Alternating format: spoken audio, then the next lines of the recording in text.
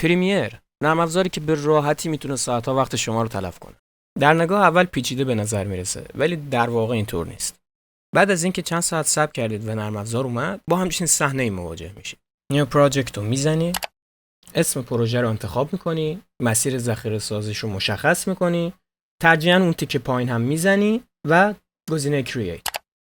اینجا پنجره اصلی پریمیره و این قسمت هم اسمش تایملاینه که الان خالیه. برای اینکه بخوای ویدیوت رو وارد تایملاین کنی، فقط کافیه که ویدیوت رو نگه داری، بکشی و ببری توی تایملاین رها بکنی. ویدیو و صدای ویدیو به هم متصلن. برای اینکه بخوای جداشون کنی، یک کلیک راست میکنی و گزینه آن لینک رو میزنی. الان دیگه میتونی روی آهنگ خودت ادیت بکنی. ابزار کات. میخوای ویدیوت رو کات بزنی، یا این گوشه ریزور تول رو انتخاب میکنی و هر جای ویدیو که میخوای کات بزنی رو کلیک میکنی. ویدیوت کات میخوره. اینجور میتونی تک تک صحنه‌هات رو جدا بکنی. برای اینکه کارت راحت‌تر بشه، یک کلیک راست روی ویدیو میکنی و گزینه سکانس ادیت دیتکشن رو میزنی. آنالیز رو که بزنی، نرم افزار خودش پردازش میکنه و تمام صحنه‌ها رو واسط کات میزنه.